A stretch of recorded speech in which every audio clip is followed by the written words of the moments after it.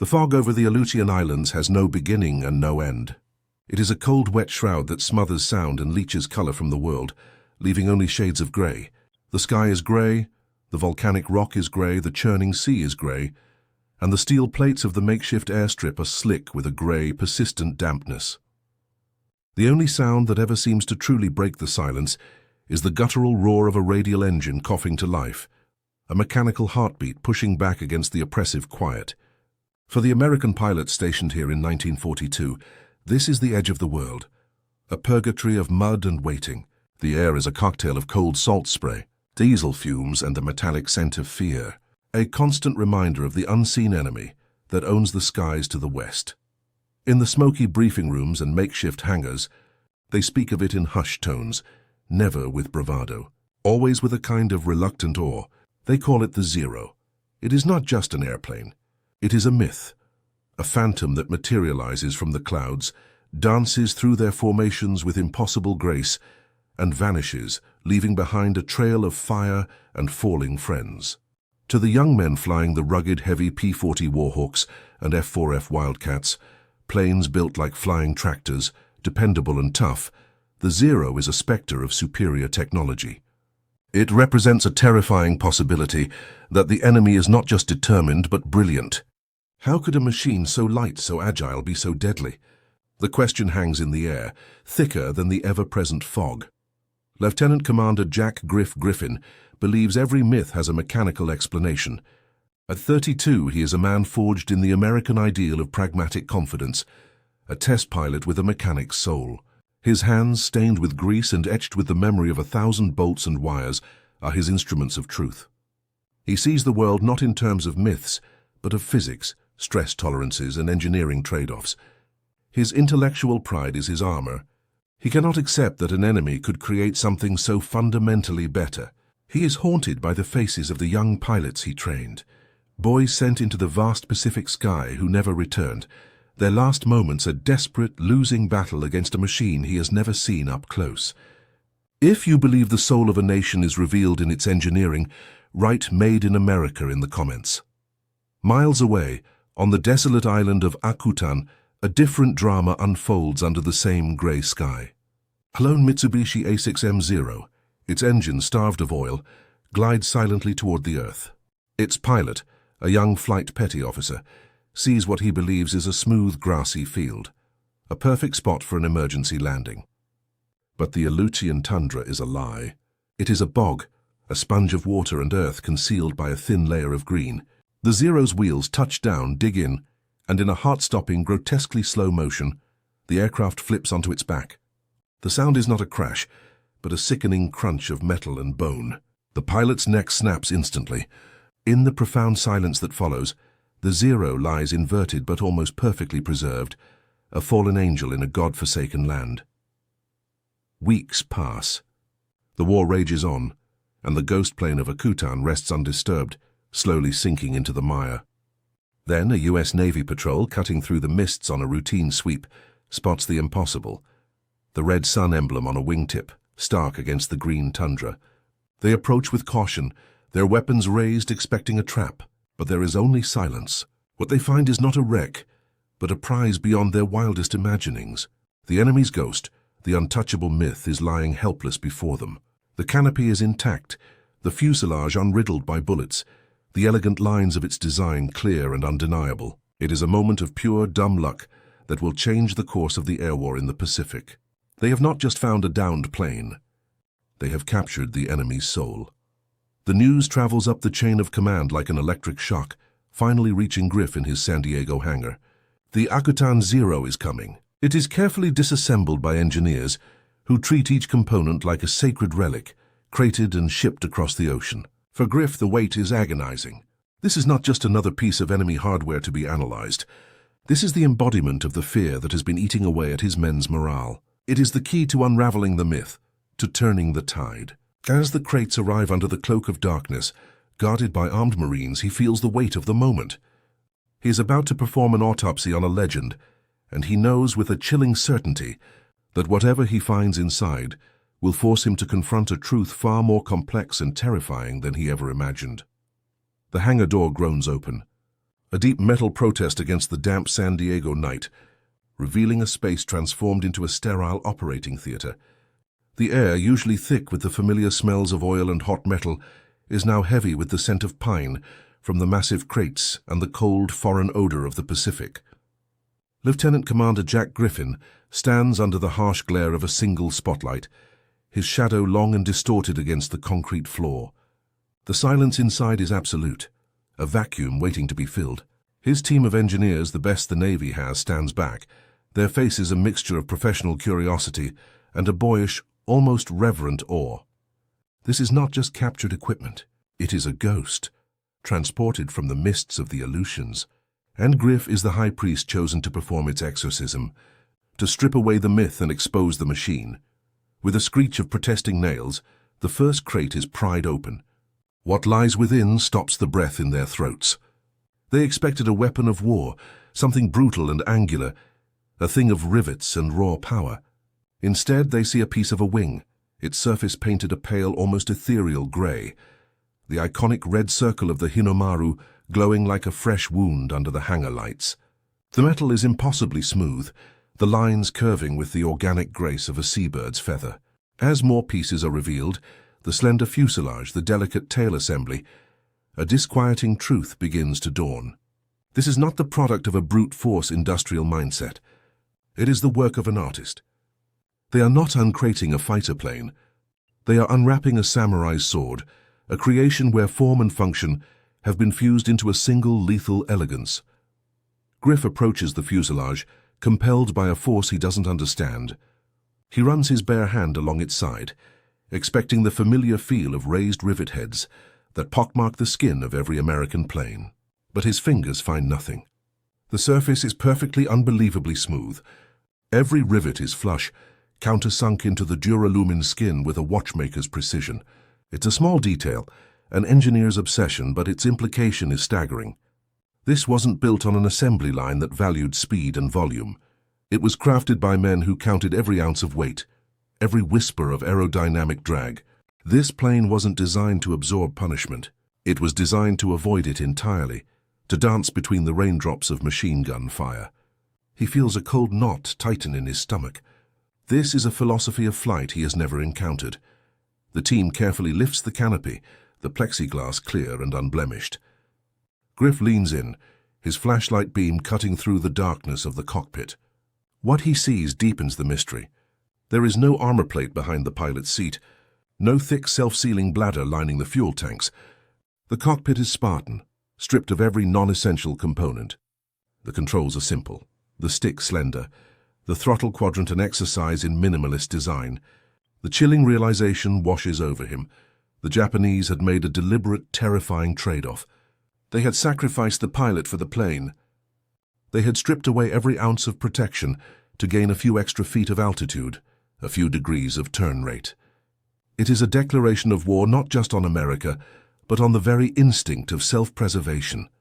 He hoists himself into the tight cockpit, the seat conforming to his frame as if molded for him. He closes his eyes, his hands finding the stick and throttle, feeling the ghost of another man's grip. For a moment the hangar disappears, and he is 5,000 feet above the Pacific, the P-40 in his sights. He can feel the plane's lightness, its eagerness to respond. It feels less like a machine and more like a living creature, a partnership of flesh and metal. This was not a tool for the pilot. It was the pilot. It was an extension of his will, his aggression, his spirit. The myth of the Zero was not just propaganda. It was an expression of a warrior culture he was only now beginning to comprehend. If you believe some machines are built with a soul, write "I believe" in the comments below. Stepping out of the cockpit, Griff feels the weight of a new and terrible knowledge settle upon him. The initial thrill of discovery has evaporated, replaced by a cold analytical dread. The Zero is no longer a myth to be debunked, but a masterpiece of lethal engineering that he must now learn to defeat. The problem is no longer mechanical. It is philosophical. How do you fight an enemy who is not afraid to die, who builds machines that reflect that very conviction? He looks at the beautiful, deadly aircraft assembled before him, its elegant lines mocking the rugged, over-engineered planes in the next hangar. The question that hangs in the silent air is no longer, what is its weakness? but a far more terrifying one. What if its greatest strength is a part of its design we can never hope to match? The days that followed bled into a single continuous twilight under the hangar's artificial suns. The investigation began not with wrenches and hammers, but with the delicate touch of surgeons and the hushed reverence of archaeologists. Griff and his team moved around the disassembled Zero as if it were a sleeping predator, each man speaking in low tones, their tools laid out on clean cloths with meticulous precision. They documented every component, photographing each spar and rib, weighing every bolt. The air hummed with a quiet intensity, the only sounds being the soft scratch of pencils on drafting paper and the metallic click of calipers. Griff insisted on this methodical pace. He wasn't just taking apart an airplane. He was peeling back the layers of a foreign mind, and he knew that the most profound secrets were often hidden in the smallest, most overlooked details. He felt a growing unease, a sense that the truth was not what Washington wanted to hear. The first revelation came from the skin of the aircraft itself. As his engineers catalogued the rivet patterns, they fell into a stunned silence. On an American F-4F Wildcat, the rivets were raised, proud bumps on the surface, a testament to rapid, rugged construction. They were strong, dependable, and created a significant amount of aerodynamic drag. But on the Zero, every single rivet on the leading edges and fuselage was perfectly flush, countersunk with a jeweler's precision to create an unbroken, glass-smooth surface. The labor required for such a feat was immense, almost unthinkable for a mass-produced weapon of war. It was a statement of intent, a declaration that this machine prioritized a pure, frictionless relationship with the air above all else.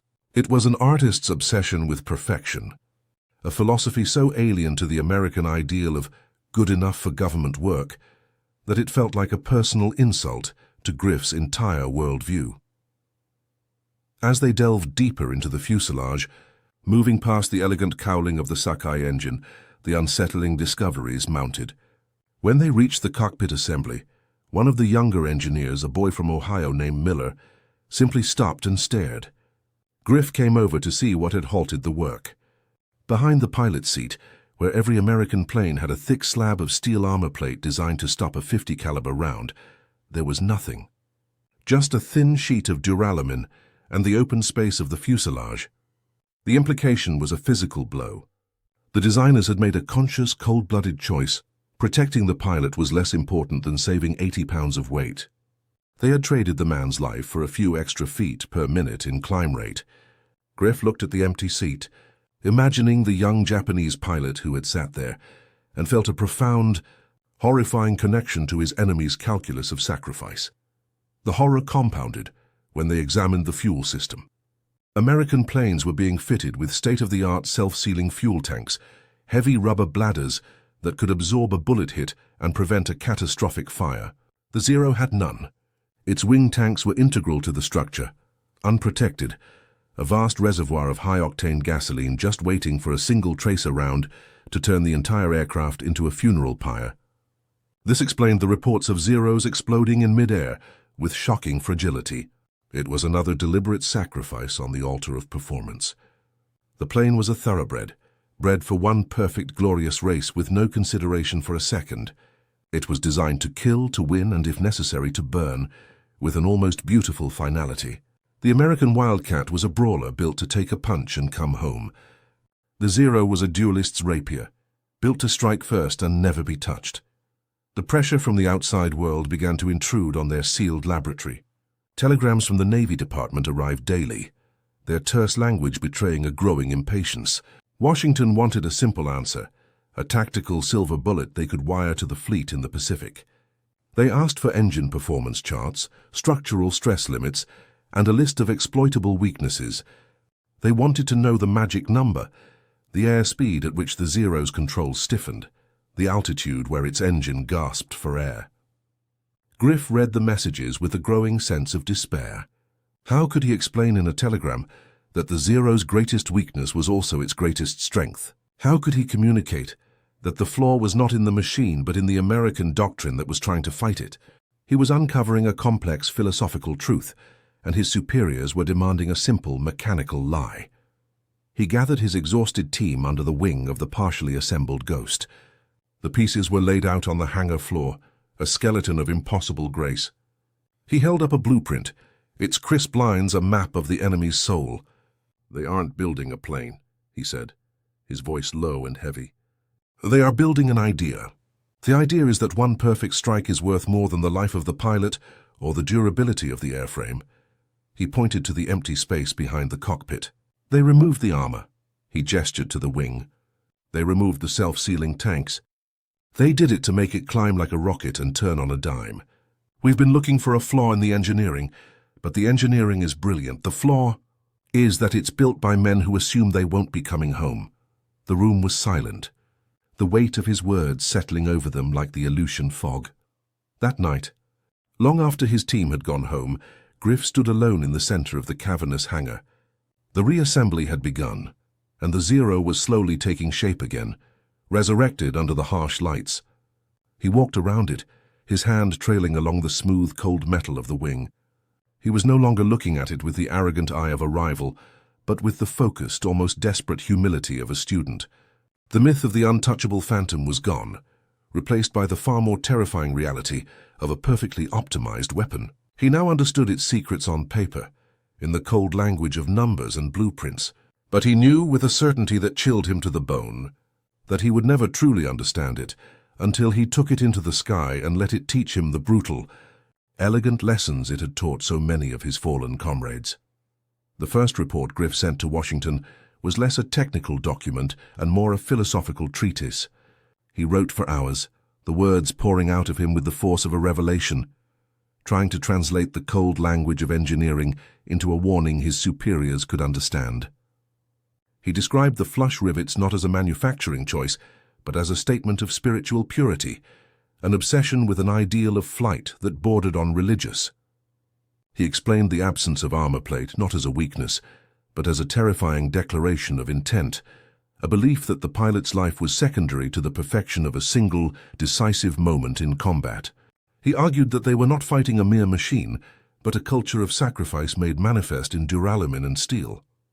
He sealed the envelope, feeling not like an officer filing a report, but like a prophet sending a warning that he knew deep down would be ignored. The response came 3 days later, not as a letter, but as a cold, impersonal telegram that crackled with impatience. The admirals in Washington had no time for poetry. Griff's nuanced analysis of Japanese design philosophy was dismissed in a single, brutal sentence. Speculation unhelpful. They didn't want philosophy. They wanted numbers. They demanded climb rates, roll rates, maximum dive speeds, and critical Mach numbers. They wanted a simple, exploitable flaw, a tactical silver bullet they could wire to the fleet carriers in the Pacific. They were asking for a user's manual for a weapon, while Griff was trying to explain the soul of the warrior who wielded it. He crumpled the telegram in his fist, the sharp edges of the paper digging into his palm. He felt a profound sense of isolation. He had seen the face of the enemy, and now his own side was telling him to close his eyes. The dismissal from his superiors planted a seed of doubt that began to fester in the quiet hours of the night. His own ingrained American pride began to rebel against his findings. Was he wrong? Was he romanticizing the enemy's engineering, giving them credit for a genius they didn't possess? He looked at the P-40s and Wildcats sitting on the tarmac, rugged, powerful, built to take a beating and bring their pilots home, and felt a surge of familiar confidence. That was the right way to build a plane. That was the American way. This chilling admiration he felt for the Zero's delicate, lethal elegance felt like a betrayal, a heresy against the very doctrine he was sworn to uphold. For the first time in his life, Jack Griffin's intellectual certainty was at war with his patriotism, and he feared his heart was losing the battle to his mind. Under the crushing weight of Washington's demands, the atmosphere in the hangar shifted from a laboratory of discovery to a high-pressure factory floor. The order came down: reassemble the Zero and do it yesterday. The careful, almost reverent pace was shattered.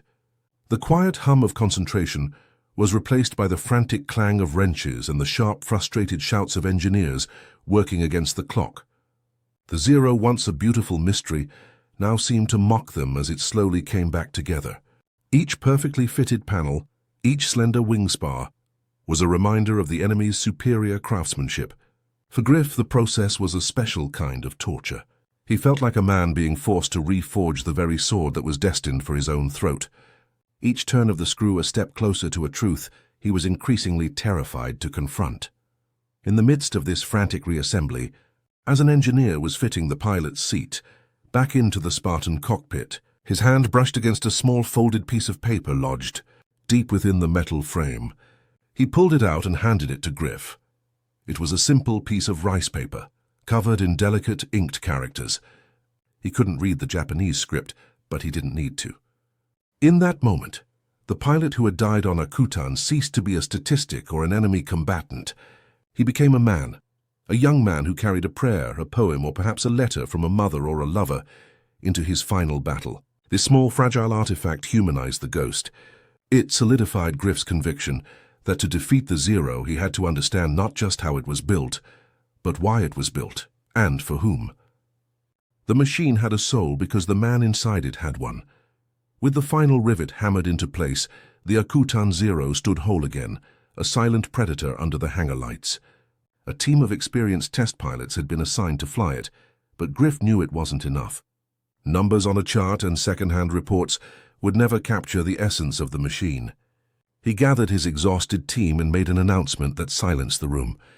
"I'm flying it," he said, his voice leaving no room for argument. "I'm taking it up first." Protocol dictated that an asset this valuable should be handled by a designated pilot, not the lead investigator. But Griff knew this was no longer just an investigation. It was a confrontation. He had dissected the ghost's body. Now he had to look into its eyes. He had to sit where that young Japanese pilot had sat and feel what he had felt. It was the only way to truly know. The call to his commanding officer was short and brutal. The admiral on the other end of the crackling line was furious, his voice a torrent of regulations and reprimands. He accused Griff of recklessness, of letting his ego endanger the single most important piece of enemy intelligence of the war. "Your job is to analyze it, Griffin, not to play hero." The voice boomed, but Griff stood his ground, the receiver held tight in his hand. "With all due respect, sir," he said, his own voice low but unyielding, "our pilots are dying because we're analyzing, not understanding. Our doctrine is the real recklessness. I can't write the manual on how to kill this thing until I've let it teach me how it lives." There was a moment of charged silence before Griff ended the conversation, not with a request for permission, but with a statement of fact. "I'm flying it tomorrow at dawn." The line went dead, but the battle had just begun. The dawn breaks cold and clear over the San Diego coast, a perfect, unforgiving blue.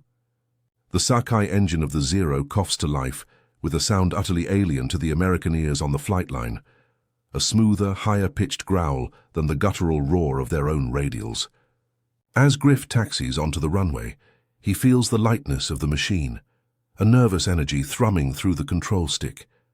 He pushes the throttle forward, and the acceleration is not a brutal shove but a swift, elegant surge. The plane doesn't claw its way into the air. It seems to leap, lifted by an invisible hand. Within seconds he is climbing at a rate that leaves his escorting P-40 far below, a lumbering beast chained to the earth. In the sterile quiet of the cockpit, surrounded by Japanese characters, Griff feels a profound and unsettling connection. He is no longer an American pilot testing a machine. He is a ghost inhabiting another man's body, seeing the world through his enemy's eyes. Once clear of the coast, he begins to explore the edges of the Zero's performance envelope. He banks gently, and the plane responds before the thought is fully formed in his mind. The wings dipping with the effortless grace of a hawk. The controls are so light, so perfectly balanced, that it feels less like flying a machine and more like an act of will. He can feel the air flowing over the wings, a tangible presence communicated through the stick in his hand. He pushes it into a tighter turn, then a loop, and the Zero follows his commands with an almost joyful obedience, scribing perfect arcs against the canvas of the sky. This is not the wrestling match he is used to, the constant battle of man against the inherent instability of a powerful warplane. This is a partnership. For a fleeting moment, the grim purpose of his mission dissolves, replaced by the pure, unadulterated joy of flight. And in that joy he understands its terrible, seductive power. The mock combat begins.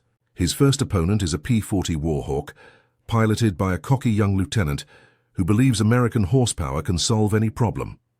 They approach head-on, a classic setup.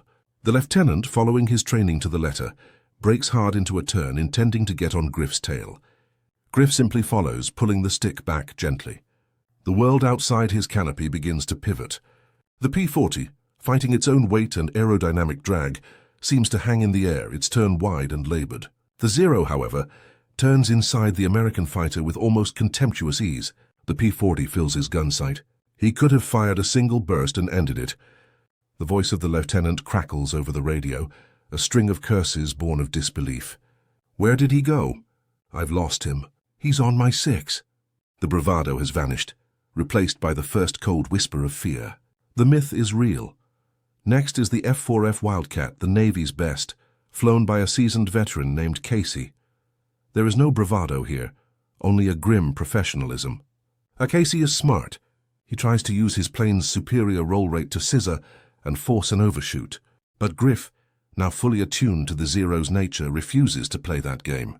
He keeps the fight in the horizontal plane, a carousel of death where he holds all the advantages. Again and again, Casey tries to tighten his turn, his Wildcat shuddering on the edge of a high-speed stall, its engine screaming in protest. And again, Griff simply drops a wing, applies rudder, and slices inside the Wildcat's turning circle, appearing on his tail like an apparition. The radio is silent now. There is nothing to say. The lesson is being taught not with words, but with the brutal physics of flight. It is a masterclass in humiliation, a demonstration that courage and skill are no match for a superior geometry of violence. Back in the debriefing room, the air is thick with a funereal silence. An engineer pins a chart to the wall, its stark black lines telling the whole story. The numbers, calculated from the flight data, are cold, precise, and damning. At 260 miles per hour, the F-4F Wildcat could complete a 360-degree turn in approximately 19.5 seconds. The Akutan Zero did it in 12, a 7-second difference. In the slow, methodical world on the ground, 7 seconds is nothing. In the swirling, three-dimensional chaos of a dogfight, it is an eternity. It is the time it takes for a hunter to become the prey.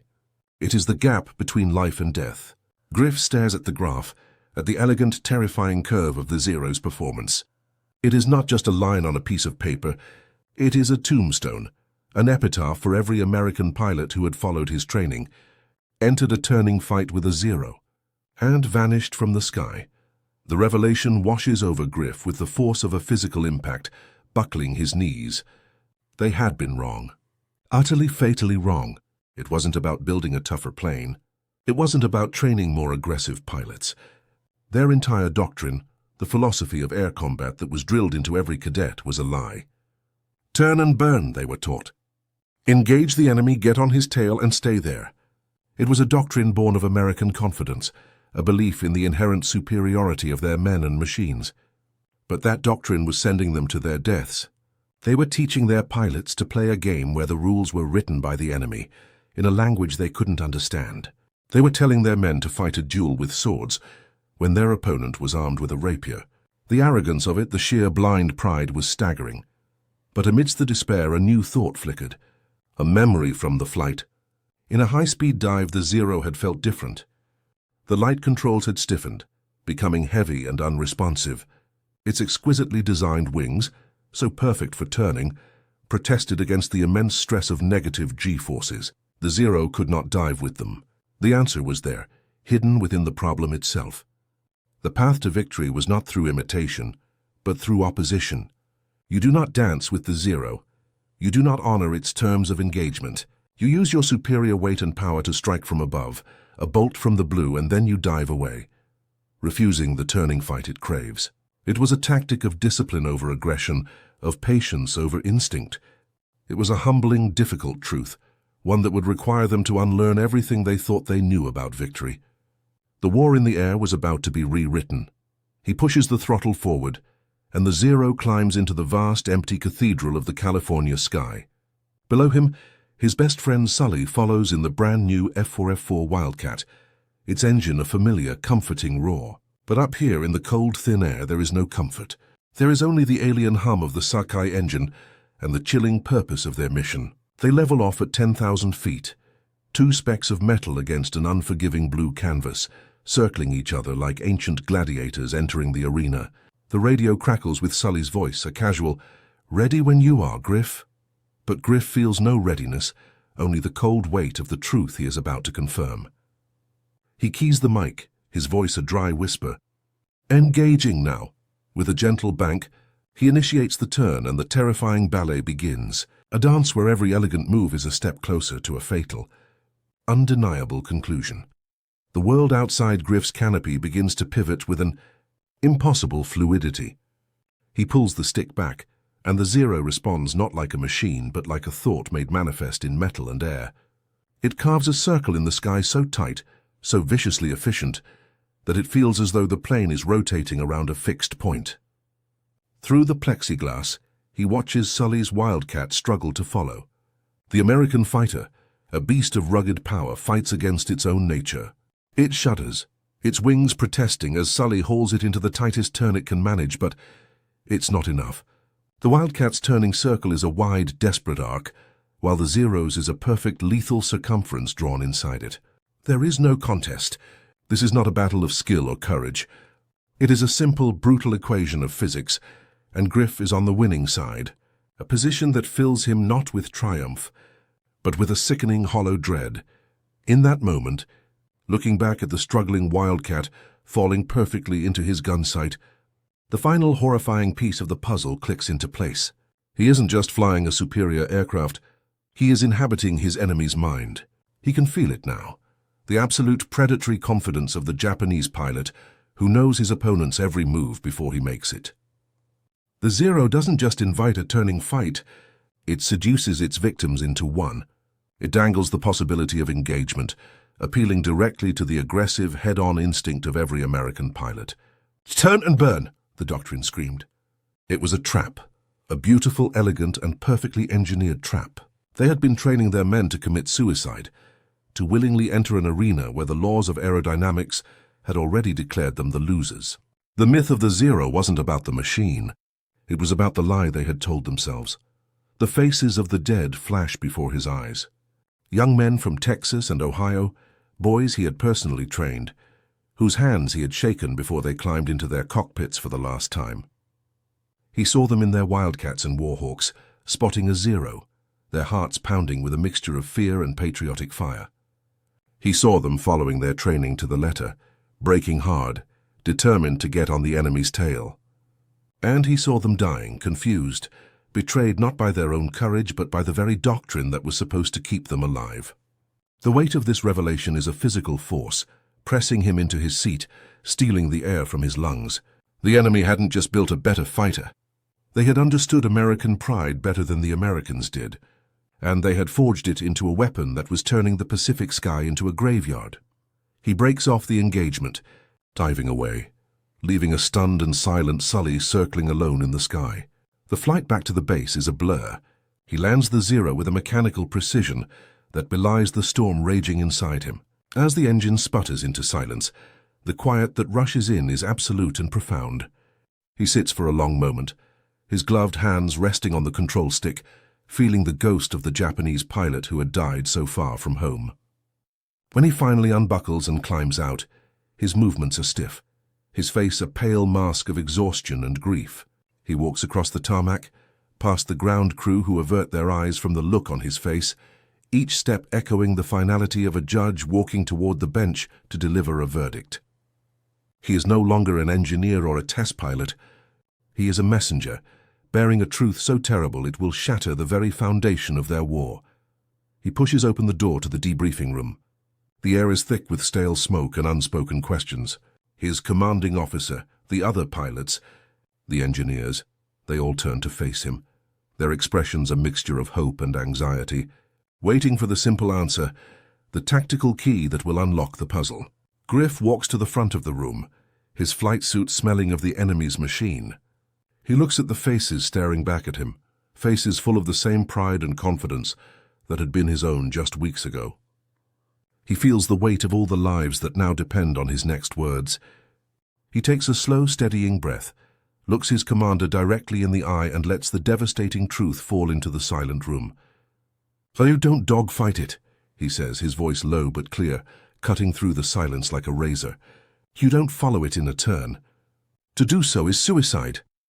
The silence that followed his words was heavier than any engine's roar.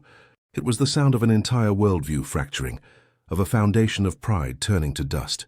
In the faces of the men before him, Griff saw not anger or disbelief, but a slow, dawning horror as they retraced the ghosts of their fallen friends. They saw them in their cockpits, following their training, turning into the elegant, fatal embrace of the Zero. Every pilot lost was not just a casualty of war, but a victim of a flawed belief. The maps on the wall charting the vast Pacific suddenly seemed different. They were no longer diagrams of strategic objectives, but memorials to a costly education. The room, once a chamber of confident planning, had become a space of solemn confession. The enemy they had to defeat was not just in the sky. It was in that very room, in their own hearts, in the pages of their own manuals. From that quiet room, a new doctrine began to spread, not with the triumphant fanfare of a breakthrough, but with the grim urgency of a whispered warning. Telegrams raced across the ocean, their messages a complete reversal of everything American pilots had been taught. Do not turn. Do not engage on its terms. Use your superior weight and speed. Strike from above and dive away. Refuse the dance. It was a strategy born of humility, a tactic that required immense discipline to execute. It asked pilots to suppress their most aggressive instincts, to fight not with their gut, but with a cold, hard-won intelligence. This new knowledge, paid for in blood and discovered by chance in an Aleutian bog, began to rewrite the geometry of the air war. The tide would turn, not with a bigger engine or a larger gun, but with a painful, necessary truth. For the pilots on the carrier decks of the Pacific, it was a crisis of faith. They had been trained to be hunters, to close with the enemy and fight with the ferocious spirit of a brawler. Now they were being told to be something else entirely, assassins. They were to strike and vanish, to use their plane's strengths to negate the enemy's. This new way of fighting felt like a retreat, a concession of superiority that chafed against their very nature. But as the first reports came back from pilots who had followed the new rules, pilots who had survived, the skepticism slowly gave way to a grim acceptance. They were unlearning the art of the dogfight and learning the science of survival. Courage was being redefined, no longer as reckless aggression, but as the disciplined patience to wait for the one, perfect moment to strike from an advantage. Griff stood before the Akutan Zero one last time, before it was crated away, destined to become a museum piece, a sterile artifact of a bloody education. He looked at its elegant lines, its smooth, unarmored skin, and felt neither hatred nor admiration, but a profound and sober understanding. This machine was not a monster.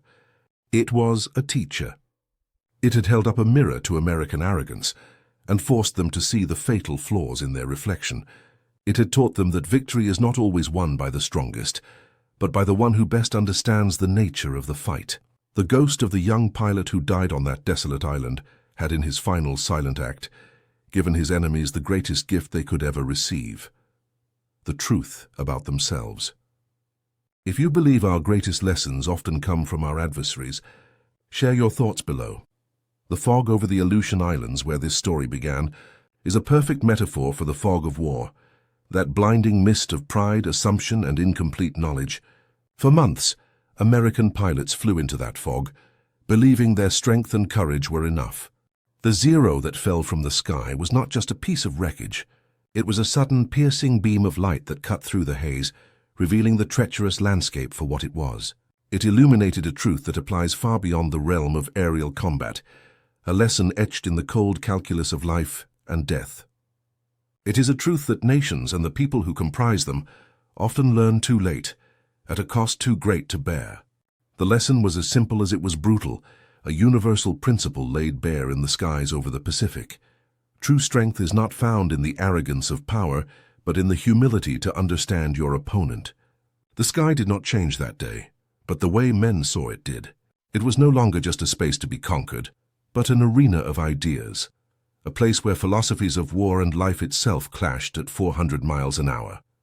The legacy of the Akutan Zero is not written in the history of machines, but in the evolution of the minds that fought them. It is a quiet reminder that sometimes the only way to win is to first have the courage to admit you have already lost.